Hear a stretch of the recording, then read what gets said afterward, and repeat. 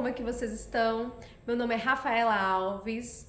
Eu tô passando aqui para fazer um vídeo de apresentação, pois eu não tenho nenhum vídeo de apresentação no meu YouTube.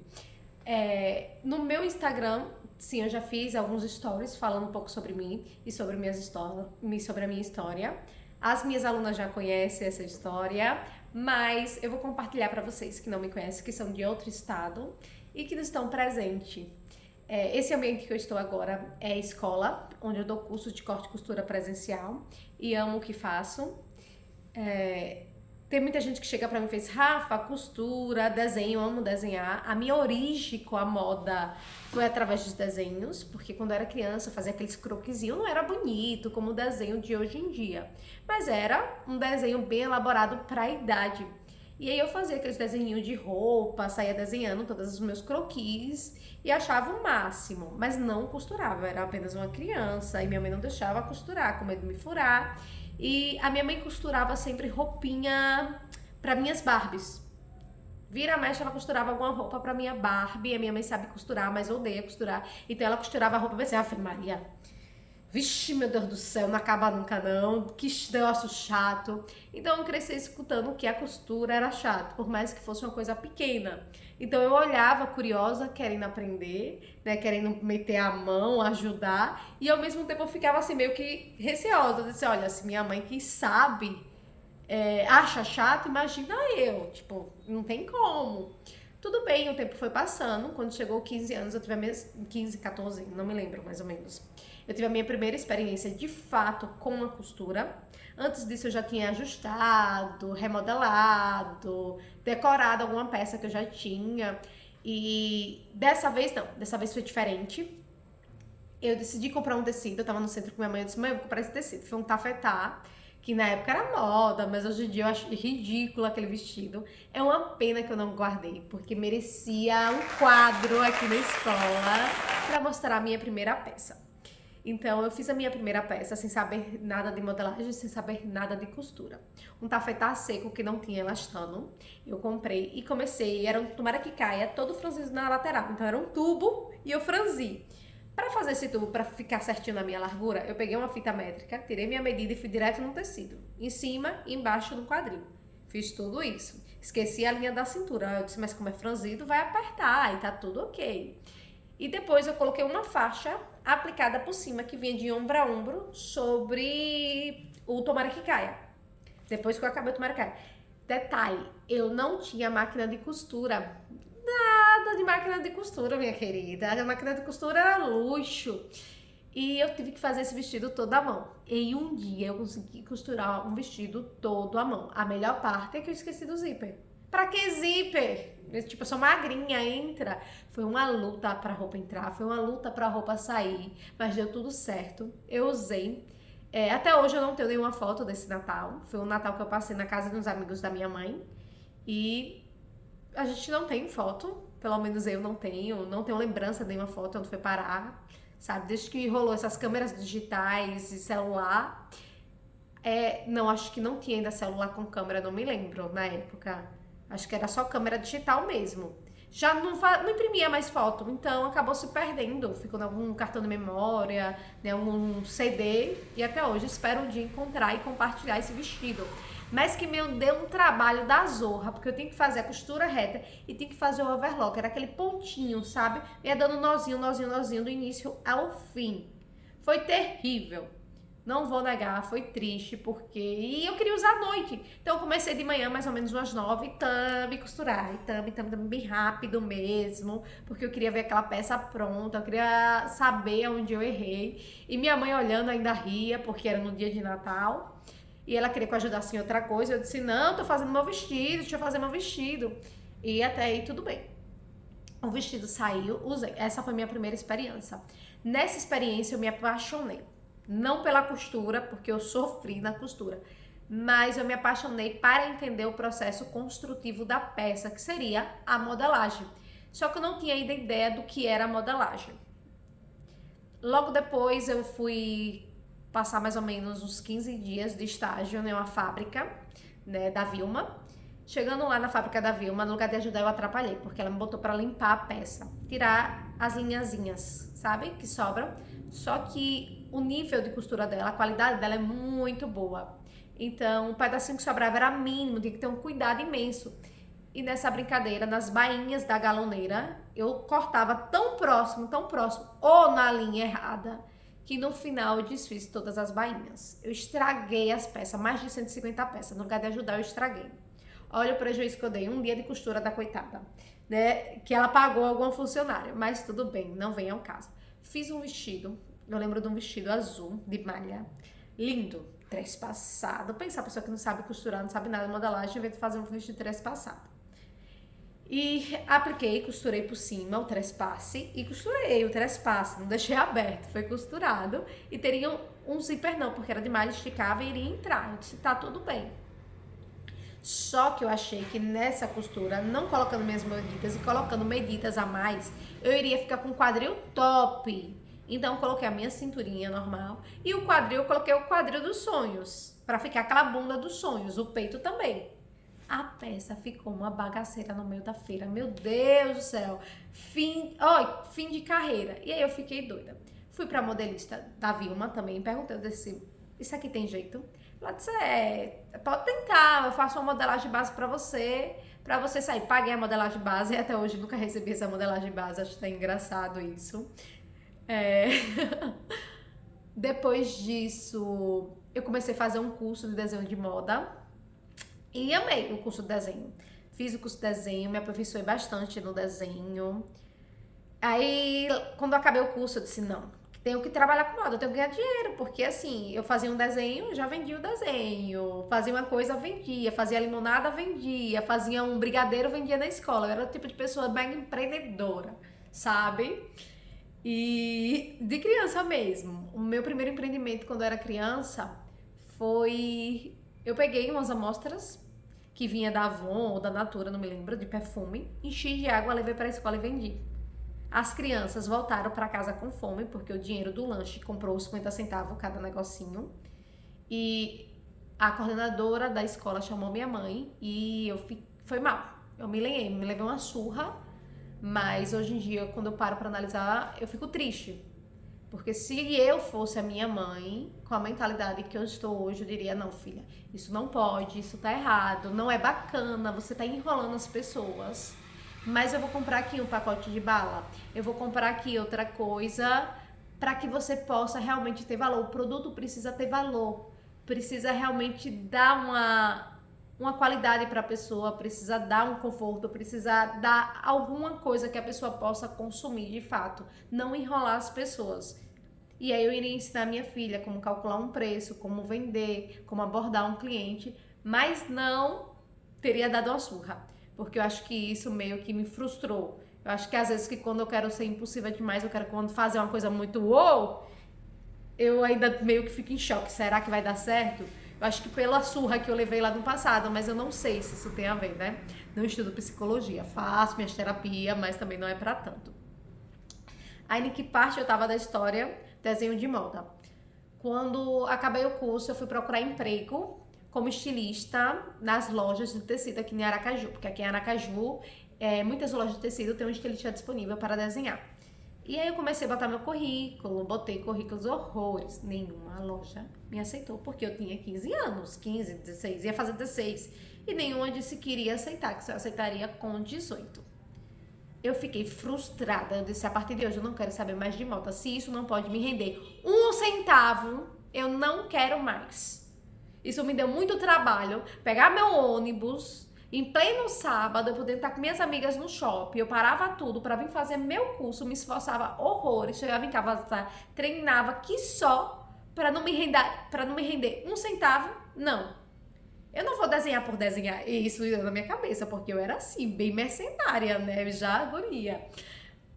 Pior que hoje em dia eu queria ser mais mercenária, né, ou mercenária, porque hoje em dia se brincar eu acabo dando as coisas... Mas eu tô orando aí pro meu Deus dar um jeito nessa minha mente empresária. E estudando também esse mundo, que você vê que é muito mais complexo. Me frustrei, disse que não iria mais estudar pra moda. E aí eu disse, não, mas a faculdade tá vindo, eu preciso estudar, tem Enem, tem isso, tem aquilo. Eu acho que eu peguei bem no primeiro ano de Enem. A minha turma foi a cobaia do Enem, se eu não me engano, ou foi no segundo ano, eu não me lembro. Mas eu não tava nem aí, porque eu não estudava, eu só curtia horrores, eu era aquele tipo de aluna terrorista na adolescência, meu Deus. Eu só queria saber de ir pra sementeira, ir pra um parque, ir pra um show. A coitada da minha mãe, a maioria das vezes nem sabia, eu dizia que tava na casa de uma amiga, tava tomando um vinho na casa de outra. Não sei como a gente conseguia comprar essas bebidas, não sei como a gente conseguia dar tanto zignal.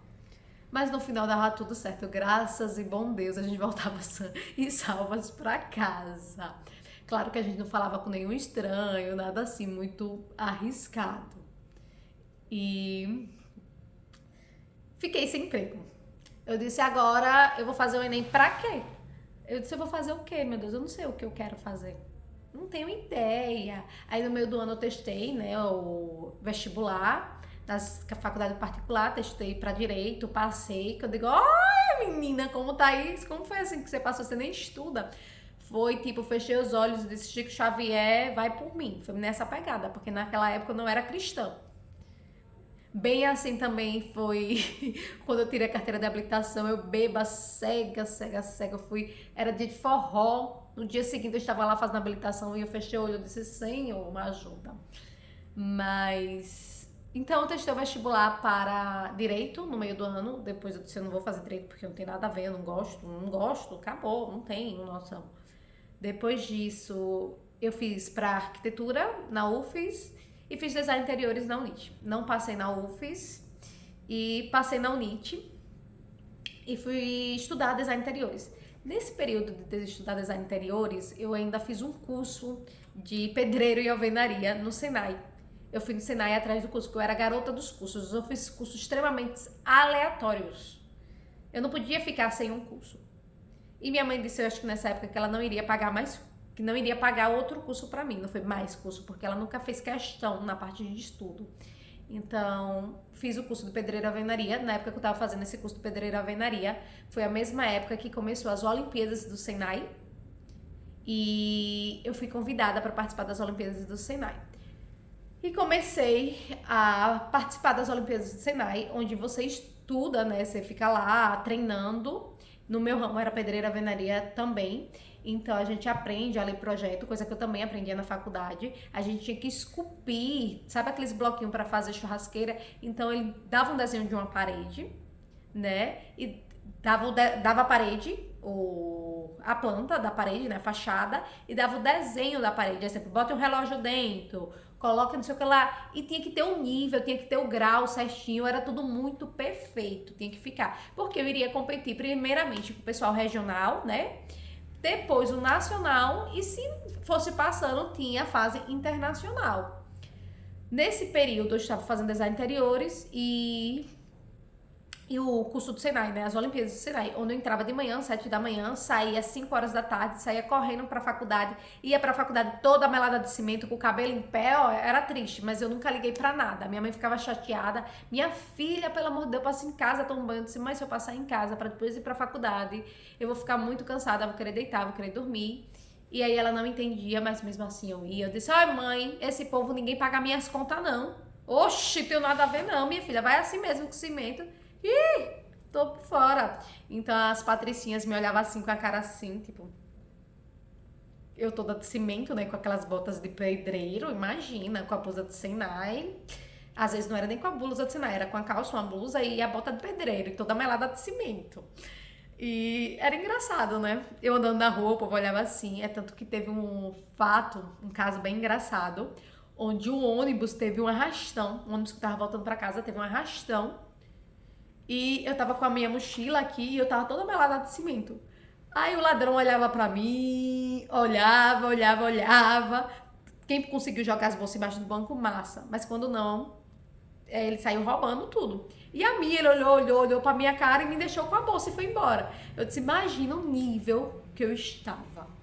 Eu fiquei imaginando, disse, meu Deus, olha a bagaça que eu estava. Ele ficou com pena, eu acho que ele pensou, eu vou assaltar essa galera e vou dividir com você, amiga, porque o seu caso tá realmente precisando. Mas foi um livramento de Deus, hoje eu entendo, e obrigada, porque por algum momento eu pensei em descer do ônibus e seria bem pior, né? Porque o ônibus ia rachar e eu ia ficar com os bandidos, que logo depois desceram. E é sobre isso, a minha vida em relação a me esforçar, a tentar encaixar o meu lugar no mundo. Depois disso, fazendo a faculdade de design interiores ainda e o curso do Senai, o meu ex, que é onde a gente já tinha mais ou menos 3 anos de relacionamento, era um relacionamento muito intenso, né? A gente curtia muito, a gente se identificava muito em vários fatores, porém a gente brigava também muito, sabe? Aquela briga sem fim, um ia curtir com os amigos, eu curtia de um lado, era assim, uma coisa assim de doido. Porém, era aquele amor da adolescência, aquele fogo surreal. E ele morreu. Ele teve um acidente de moto e ele faleceu. Eu não conseguia acreditar, tanto que no enterro, na hora que eu olhava pro caixão, eu não via ele. Eu olhava assim, dizendo, não é ele, gente, para de mangação. E eu não conseguia sofrer o luto no tempo devido do luto. Então eu fui curtir dobrado, porque eu disse, se ele estivesse vivo, ele estaria curtindo horrores, porque faz parte da personalidade dele. Ele tava rindo, tava brincando, tava falando com todo mundo. E aí eu fui a viúva mais divertida que você imaginar, porque eu fui para todos os bares. Daqui a pouco estava sentada na mesa, eu, dono de bar, garçom, todo mundo chorando e ria, e chorava, e ria, e chorava. Daqui a pouco eu estava no palco. Era uma confusão louca. A viúva curtiu horrores a vida, porque era a minha maneira de mantê-lo vivo. Às vezes eu pegava um copo, enchia 2 copos, botava um do meu lado e outro dele e dizia, beba. E era doidice, até teve momentos tristes realmente, e nisso eu ia sofrendo do meu jeito, não parecia, sabe, que eu olhava de fora e dizia, essa daí não gostava não, mas eu sofri horrores. E teve um dia que marcou muito, foi logo depois que ele morreu, acho que não fazia nem 3 meses, acho que no 2º mês, eu saí da aula, que dia de sexta-feira ele sempre me buscava, tinha uns dias que ele me buscava, tinha dias que minha mãe me buscava, tinha dias que eu ia de ônibus. E quando ele sempre me buscava, ele chegava um pouco mais cedo, então eu saía um pouco antes da aula, da última aula, pra gente ir pro barzinho. E aí eu tava conversando com o Bruno, e daqui a pouco eu olhei pra Bruno, olhei pro relógio e disse, Bruno, deixa eu arrumar minhas coisas que o boy tá lá me esperando, chega. Arrumei tudo, saí correndo. Bruno olhou pra mim e fez, filha da mãe, rápida. E eu saí. Quando eu fui andando, que cheguei na porta, a minha ficha caiu, que ele morreu. Ele não estaria lá me esperando. Aí na mesma hora assim, eu caí sentada assim na porta da Unite e comecei a chorar horrores, né? Foi muito triste, assim. Até quando eu lembro, eu fico um pouco emocionada, porque realmente foi pesado. E quando o Bruno desce, ele olha pra mim e faz, oxe, minha amiga, o que é que você tá aqui chorando? Levou um fora do boy, foi? Eu fiz, ele morreu, Bruno. Aí ele fez, mas você... Eu sei que ele morreu, mas você saiu dizendo que tinha um boy. Eu pensei que você já tava com outra, amiga. Aí eu fiz, não, Bruno, é porque eu esqueci que ele tinha morrido, só isso. Eu esqueci a minha vida, eu fiz cada vez mais coisas exatamente pra esquecer que ele morreu. Aí foi quando eu deixei as Olimpíadas do Senai de lado, já tava até próximo da competição e eu deixei de lado, porque o Senai lembrava muito ele, porque ele ia levar meu almoço, tudo mais, quando eu precisava de alguma coisa ele ia lá, levava, dava essa certa assistência lá. Então eu parei de ir pra lá pra não lembrar. E depois disso eu fui trabalhar. Na missa de 7º dia dele teve um caso muito engraçado, que eu entreguei o meu currículo pra minha tia. Isso eu já tava com 18 anos, 17, ia fazer 18. Faltava alguns meses pra 18, eu acho. Foi isso mesmo, não me lembro, eu já tinha acabado de fazer 18. Tinha acabado de fazer 18. E quando eu entreguei o currículo pra minha tia, nessa missa de 7º dia, fiquei tranquila, nem lembrava, botei um monte de currículo, aí fui chamada pra fazer entrevista na Imaginário, de um monte de loja do shopping. Aí fui chamada pra trabalhar, né, linda e bela. Quando eu chegava, no primeiro dia tudo ok, no 2º dia o ônibus não passava, chegava 40 minutos atrasado, eu era demitida no 2º dia, tudo dava errado em todos os empregos. Eu dizia, pai, o que você quer de mim? Eu preciso trabalhar, eu preciso ocupar minha mente e de noite fazer minha faculdade. Até aí tudo bem. Do nada, eu recebo uma ligação da Sherlock, onde faz bem assim, olha, tal dia é sua entrevista de emprego na loja de tecido. E eu fiz, oi? E eu ficava assim, oi, ok, tudo bem. Eu dando uma bem de entendida, mas eu não sabia do que tava rolando. Sabe? Eu não sabia, eu só anotei o endereço, fui pro endereço E aí eu lembrei que minha tia conhecia essa moça da loja de tecido. Depois eu falei com minha tia. Ou foi a moça da loja de tecido que comentou sobre a minha tia. Não me lembro, porque tem muito tempo essas coisas. Aí, chegando lá, fiz a entrevista. A mulher disse, você vai começar agora. Só que já tinha muito tempo. Desde os meus 15 anos até 18, eu tava sem desenhar. O máximo que eu desenhava era com régua, então meu desenho tava muito reto. Eu não tava com a mão mole pra desenhar. Eu disse, sangue de Cristo tem poder, ferro e fogo. Como é que eu vou desenhar? Eu não trouxe nenhum material, eu não me lembro mais nem como desenha. A técnica de colorir, eu não lembro. Aí comecei a desenhar. Eu não sabia nada de tecido, não sabia nada de metragem. Me botaram sentado e disse, comece. E o coração a mil.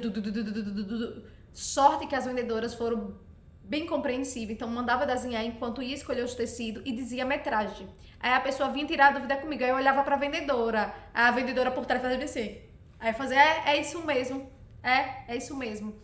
E depois eu fui mandada pra loja pra Poliana. E lá tinha o Boris, maravilhoso Boris. Tinha a Claudinha também, que aí eu fiquei do lado dos dois. E eles me ensinaram horrores. Então eu sou muito grata a todos os dois. Amo de paixão. E mega recomendo, gente. Se quiser o estilista pra desenhar a sua coleção, fala com a Cláudia, fala com o Boris, que são maravilhosos. E eu vou deixar os contatos aqui deles dois. Nessa brincadeira, eu fazia o desenho, não sabia ainda de metragem, Boris do outro lado. Quando a cliente saía com a vendedora, eu levantava assim um desenho e gritava, Boris, quantos metros? Aí Boris dizia, 2 metros. Eu, valeu! E isso ficou assim meses nessa brincadeira. Eu passei 2 anos e meio lá na Poliana, entre Poliana, Xaloc, Ipanema, que era tudo a mesma rede. E depois de 2 anos e meio, eu tava já finalizando a minha faculdade. Aí finalizei minha faculdade, foi quando minha mãe foi morar na Itália, né? Organizou tudo com minha irmã e eu também iria, mas eu não queria ir a princípio. Então minha mãe encontrou, o marido da minha mãe encontrou esse curso de moda e me chamou, fez, Rafa, venha fazer faculdade de moda aqui na Itália, que era um curso técnico de moda. Aí eu fiz, meu Deus do céu, moda, eu sai. Agora eu quero, agora você me convenceu pra ir pra Itália, então vamos. E aí eu fui pra Itália estudar moda, deixei o trabalho, né, aqui, deixei tudo, a gente vendeu tudo da casa, não deixou nada. E foi embora pra Itália porque a gente foi sem pretensão de voltar. E aí eu tinha um relacionamento aqui, a gente não terminou, ficou um namoro à distância, né, com o Rodrigo. E esse namoro à distância foi rolando. Fui pra Itália, fiz o meu curso de moda, amei de uma forma extraordinária. Eu era aquela aluna exemplo, eu era a primeira a chegar, a última a sair, eu era aquela que fazia o dobro de tudo. A minha professora passava uma modelagem, eu fazia 3 vezes a mesma modelagem, com medidas diferentes. Eu era exemplo, eu queria ser a melhor. As meninas vinham, né, chegavam, tomavam café, conversavam entre elas e eu não falava com ninguém na aula. Eu era a aluna antipática, antissocial. E quando alguém veio me perguntar, Rafa, por que você não interage com a gente? Eu fiz, porque eu não vim pra fazer amizade, eu vim pra estudar. A amizade eu já fiz muito, eu já curti muito, eu já bebi muito, já fiz muito tudo nessa vida. Então aqui eu tô pra estudar, porque eu nunca estudei, a minha maior nota era 4, 5. Eu era o tipo de pessoa que ficava prova final. Então deixa eu estudar uma vez na minha vida. Né? Então eu era chata, eu era antipática. É tanto que da vez que essa turma conseguiu sair comigo, era de um festival latino-americano, as meninas olharam pra mim e falaram, Rafa, você é totalmente diferente, velho, você é muito divertida, mas lá você era insuportável. Eu disse, ô gente, mas aqui eu tô relaxada, né? Aqui eu não preciso ser aquela chata, eu não necessito aprender por mim, não pelo outro. Não pra ser competitiva pelos outros, mas por mim, eu queria ser a melhor de todas. Eu queria ter nota 10 em tudo. É tanto que quando finalizou o curso de moda lá na Itália, a minha professora chorou, as minhas professoras choraram. Disse, Rafa, precisa de emprego, eu arrumo um emprego pra você, o que é que tá acontecendo? E até hoje a gente tem contato. Foi lindo demais, sabe, ver aquela pessoa. A professora de modelagem, que já foi no 2º ano do curso, ela era meio que xenofóbica, ela não gostava muito de estrangeiro. É tanto que as piores perguntas de modelagem pra quem não sabe, já é uma coisa bem difícil. E as piores perguntas elas só faziam as estrangeiras. E aí as estrangeiras acabavam errando e as italianas riam que só, né?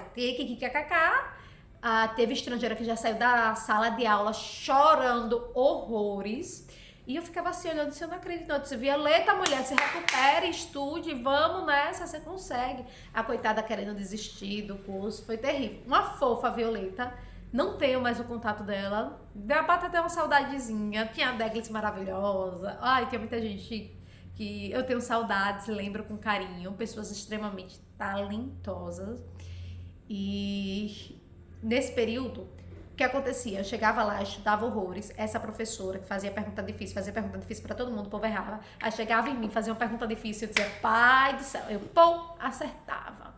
Às vezes eu comecei a chegar atrasada por motivos realmente, que uma vez, como eu saía muito cedo, eu saía tudo escuro no inverno, tipo 8 horas, das 7h30 da manhã, era escuro, era de madrugada, era tipo 3 horas da manhã, e para completar ainda tinha neblina, então você não enxergava nada. E aí tinha um cara, né, onde ficava fazendo exercício lá, e uma vez, e aí eu ia pro outro lado da pista e ia caminhando, porque tipo tudo escuro, um cara 3 horas da manhã, exemplo, 7h30 fazendo exercício. E uma vez esse cara, eu caminhava, ele caminhava, eu parava, então eu senti que ele tava meio que me perseguindo, né, meio que me seguindo. Aí eu disse, meu Deus, eu vou ser sequestrada, estrupada, vão cortar meu corpo em 1000 pedaços e ninguém nunca mais vai me achar. Porque, tipo, essa parte que eu passava do condomínio que eu saía, né, que a gente morava, que era um condomínio fechado, até o ponto de ônibus, tinha uma parte bem deserta, onde era mato de um lado, mato do outro. Tinha uma casa aqui e outra lá. Eu disse, eu vou gritar à vontade, ninguém vai escutar. Tá todo mundo dormindo uma hora dessa, as coisas só começam a funcionar aqui a partir de 9 horas da manhã. É 7h30 da manhã, só tem as crianças saindo de casa pra ir pra escola. E pronto, aí eu falei com a diretora, eu disse, olha, tem como eu vir no próximo ônibus, onde eu chego quase 9, porque tem isso, esse cara tá me seguindo.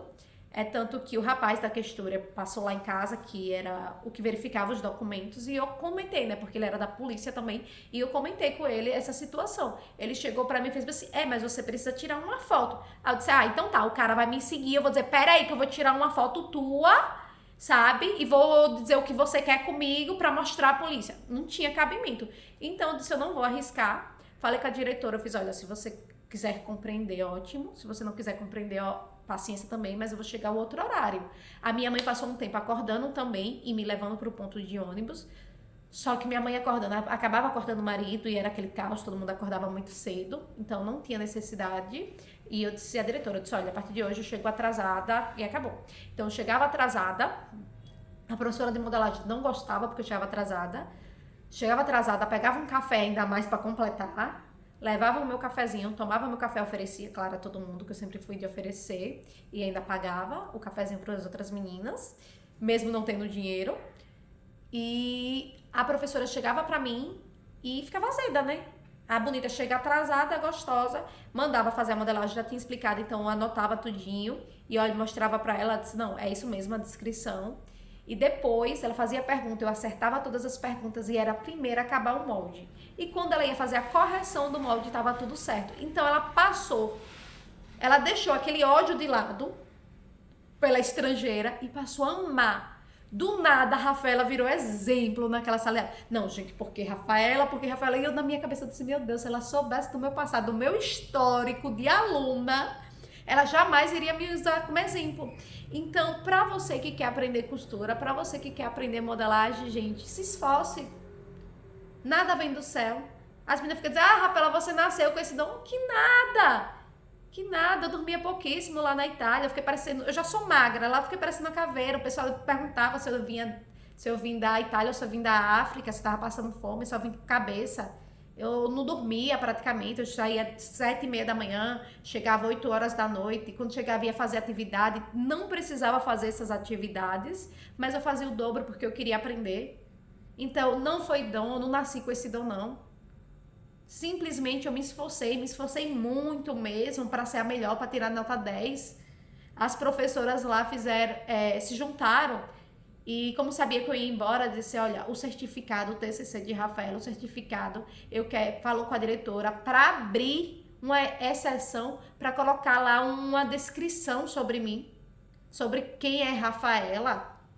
Mas claro que ela acabou fazendo para todas as outras alunas, porque também seria demais, entregar o certificado e o meu tá lá, tipo, a maravilhosa. E a descrição que elas fizeram de mim foram linda. Eu acho até que o certificado tá aqui, eu vou até pegar, vou dar uma pausa no vídeo E aqui tá o certificado, sabe? Não sei se dá pra ver, porque fica... A câmera não ajuda também, né, a centralizar. E eu vou ler, sabe? Aqui foi o de modelismo e ela escreveu que é a professora Kátia, que é um amor, sabe? Que era chata, antipática, porque realmente botava pra alinhar com as estrangeiras, xenofóbica. E quebrei, graças a Deus, isso com ela. E eu espero que até hoje ela entenda que as estrangeiras vai lá também para estudar, não para roubar trabalho de outro, nem nada, mas vai para lá para se esforçar. Vai para aprender.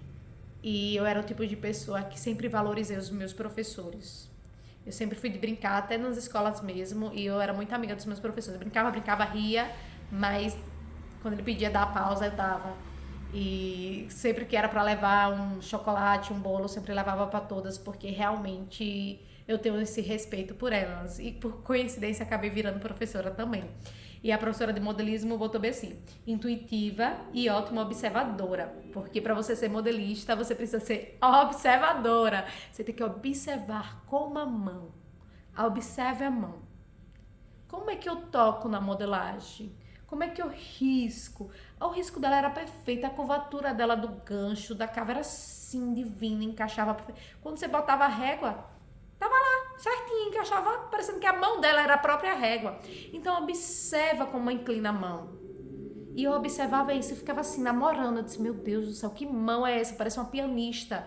Ela espalhando uma seda na mesa, era se apaixonar. Eu disse, meu Deus, tô apaixonada. Então, observa, gente. Quando eu estiver fazendo vídeo, para aquele que pagou o curso online, também preste atenção, que tem todo o passo a passo do iniciante ao avançado. E para aquele que não tem um curso online, mas está aqui no YouTube comigo, observa a minha mão, porque aqui eu também estou passando muito conteúdo. E quem está pessoalmente, também aproveite e observe. Então, ela escreveu que eu era intuitiva, ótima observadora, que a minha criatividade era única, que era nata, e havia uma capacidade de curiosidade muito forte para aprender. Eu havia travou, meu Deus, meu italiano tá horrível. Intuitiva, ótima observadora, uma criatividade nata e leva contigo uma curiosidade muito forte e um desejo de aprender. Vocês querem que eu leia em italiano? Meu Deus, seja o que Deus quiser. Intuitiva, ottima osservatrice, la tua creatività innata, la porta da avere, la scappata curiosità, un forte desiderio di imparare. Não sei se está brava, perché non mi ricordo più italiano. A outra professora, ela escreveu assim: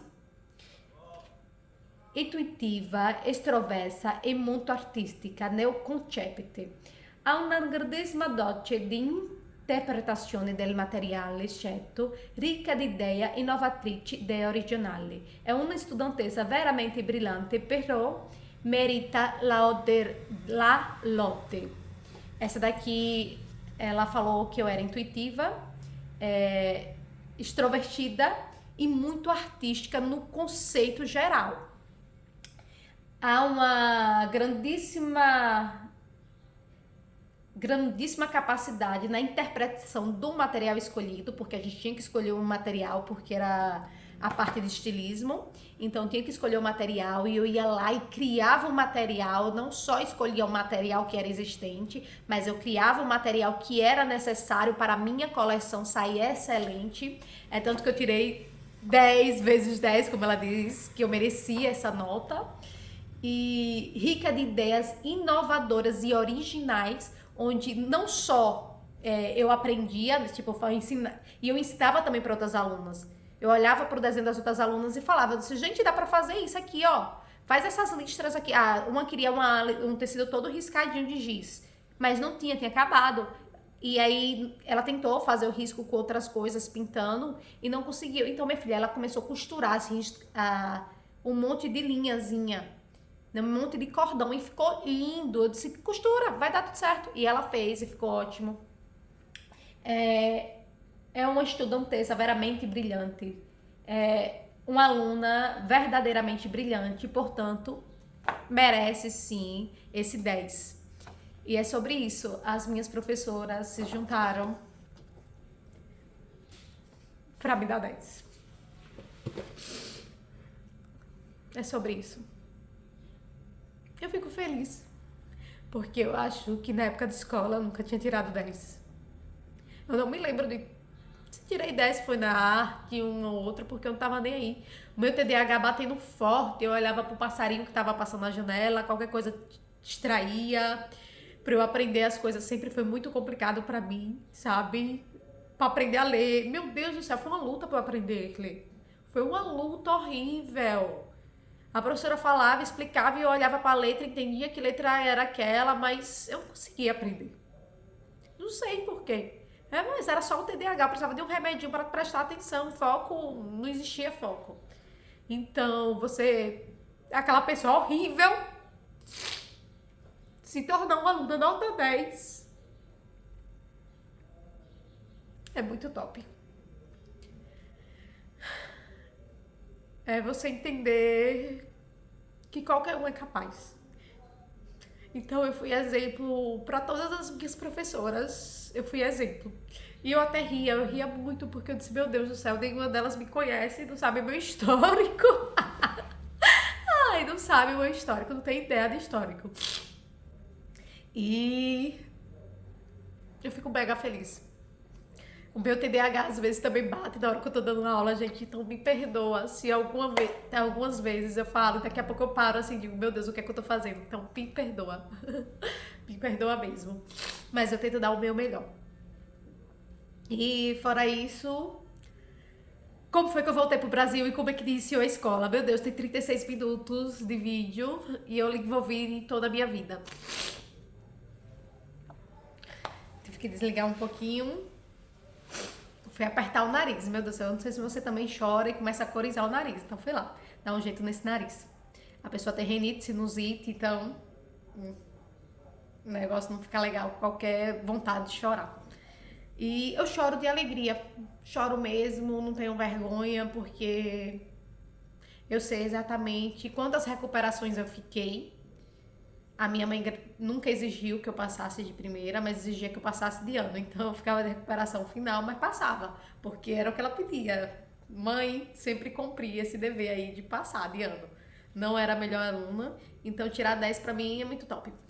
E quando eu decidi voltar pro Brasil, como foi que eu decidi voltar pro Brasil? Eu era uma pessoa, como eu disse, uma aluna muito chata, muito focada, então era um tipo de pessoa que não saía pra balada, não ia curtir com minhas amigas, não bebia, não olhava por moleque italiano que eram lindos, homens lá são muito gato, a maioria, muito charmoso. Porém, nem tchum mesmo, sabe? Não tô querendo falar aqui pra ser santa ou não santa, não. É porque realmente eu tava tão focada, tão apaixonada pelo mundo da moda, que eu queria ir pro museu. Eu não queria ir pro barzinho, eu queria ir pro museu. Eu acho que se eu fui pro barzinho, foram 4 vezes. Se eu fui pra balada, foram também 2 vezes. Pouquíssimas vezes. E mesmo assim, nem tchum. Eu queria ir embora, meu pé tava doendo, não tava nem acostumada a mais andar com salto, depois ficava parecendo uma pata lá. Era terrível. E fora isso, ai, deixa eu ver, qual foi o momento exato que eu decidi voltar pro Brasil? Na verdade, não foi eu, foi Deus. Aí na hora que entra a minha parte cristã, eu sempre fui de ler a Bíblia, eu sempre fui apaixonada pela Bíblia, eu nunca consegui finalizar toda antes de ser cristã, porque, não sei porquê, mas não conseguia, mas eu era o tipo de pessoa que botava a Bíblia pra dormir, eu lia, antes de dormir, quando acordava também eu lia. Sabe, sem muita fé, sem muito... Mas lia porque eu tinha uma certa admiração pela palavra, um certo respeito, um certo carinho, tanto que diversas vezes eu ia ler à noite e dormia. Eu tirava o meu travesseiro porque eu achava desconfortável e colocava a Bíblia e dormia. E eu não era nem cristã. E eu nem era essa pessoa assim, eu só falava com Deus o tempo inteiro. Eu passava assim de ônibus, sem R$ 1 no bolso, né? E olhava para a paisagem e dizia, ai Deus, obrigada, que maravilha, que coisa linda. Então eu sempre fui muito grata pelas coisas, entendeu? Pelas oportunidades, por tudo que tive. E eu sentei um dia, cheguei da escola, né, da faculdade, sentei assim, puxei uma cadeira na beira da piscina, sentei na beira da piscina e olhei aquela tarde linda, linda, linda. Eu tava com o Bimbo, que era o meu cachorrinho, meu não, da minha irmã, tava do meu lado, a gente tinha caminhado. E eu disse, Deus, o que é que o Senhor quer? Eu tô pensando em voltar pro Brasil, mas eu não sei se é isso que o Senhor quer. Foi quando realmente Eu pedi a opinião de Deus. Primeira vez que eu pedi a opinião de Deus na minha vida. E aí o pessoal acha que eu sou louca porque voltei. Minha mãe tá na Itália, tá todo mundo lá e eu tô aqui ralando, penando pra dar certo na vida. Mas se Deus mandou, Ele garante. E aí eu sentada e o céu tava muito, muito, muito, muito lindo. E eu dizia, pai, o que é que o Senhor quer, pai? E nessa tarde eu conversei com o coração muito aberto. Quando chegou a noite, uma amiga minha foi lá e uma amiga que eu conheci no trabalho, que foi um trabalho que eu fiz assim, em intervalo, fora os estágios, em fábrica, né, de moda mesmo, e em sapateiro. Tem essa amiga que eu conheci trabalhando em hotel, fazendo limpeza de hotel. Meu Deus do céu, foi pesado. 14 quartos e 14 banheiros pra lavar, nesse punhozinho que parece que vai torar, meu amor. Sendo que eu tenho escoliose, depois eu mostro essa situação pra vocês. Ai. E ela foi lá à noite e fez, Rafa, vamos sair, vamos sair, vamos sair. Eu disse, mulher, eu tenho uma coleção pra desenhar, você tá ficando louca. Ela disse, não, mulher, vamos sair, você 24 horas só fica dentro dessa casa, aí você precisa de estudo o tempo inteiro, quando não tá trabalhando, tá estudando. Basta, vamos sair. E eu disse, tá, vamos sair. Quando eu saio, que a gente chegou no Lago de Garda, uma igreja tá aberta à meia-noite. Continua no próximo vídeo.